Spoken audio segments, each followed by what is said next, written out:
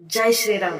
ಕೆಲವೊಮ್ಮೆ ನೋವಾದಾಗ ನಾವು ಅಮ್ಮನ ಮೇಲೆ ರೇಗಾಡ್ತೀವಿ, ಆದ್ರೆ ಅವಳು ದೂರ ಇದ್ದಾಗ ಮಾತ್ರ ನಮಗೆ ಗೊತ್ತಾಗುತ್ತೆ ನಮ್ಮ ನೋವಿಗೆ ಸ್ಪಂದಿಸುವವಳು ನಮ್ಮ ಅಮ್ಮ ಮಾತ್ರ.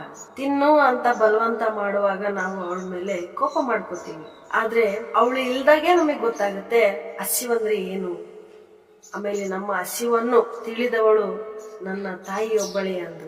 ಆರೋಗ್ಯದ ಬಗ್ಗೆ ಕಾಳಜಿ ಇರು ಅಂತ ಹೇಳಿದಾಗೆಲ್ಲ ನಾವೇನ್ ಮಾಡ್ತೀವಿ, ನಂಗೆ ಗೊತ್ತು ಬಿಡಮ್ಮ, ನೀನೇನ್ ಹೇಳ್ತೀಯಮ್ಮ ನನಗೆ, ಹಿಂಗೆಲ್ಲ ಮಾತಾಡ್ತೀವಿ. ಆದ್ರೆ ಒಂಟಿಯಾಗಿ ನರಳುವಾಗ ಮಾತ್ರ ನಮಗೆ ಅನ್ಸುತ್ತೆ ನನ್ನ ತಾಯಿಯೇ ನನಗೆ ದೇವರು. ಆಮೇಲೆ ನಮ್ಮ ಆರೋಗ್ಯವನ್ನ ಕಾಪಾಡಿಕೊಳ್ಳುವವಳು, ನಮ್ಮ ರೋಗವನ್ನ ನಿವಾರಣೆ ಮಾಡುವವಳು ನಮ್ಮ ತಾಯಿಯನ್ನು.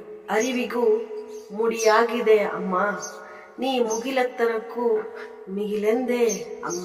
ಅಮ್ಮ ಒಂದು ಶಕ್ತಿ. ಯಾವತ್ತೂ ಅಮ್ಮನ್ನ ದೂರ ಮಾಡ್ಕೋಬೇಡಿ. ಅಮ್ಮ ಇರ್ಬೇಕು, ತಾಯಿ ಇದ್ರೇನೆ ಜೀವನ. ಕೆಲವಷ್ಟು ಜನ ತಾಯಿನ ಕಳ್ಕೊಂಡಿರ್ತೀರ, ಕೆಲವಷ್ಟು ಜನ ತಾಯಿನ ನೋಡೇ ಇರೋದಿಲ್ಲ.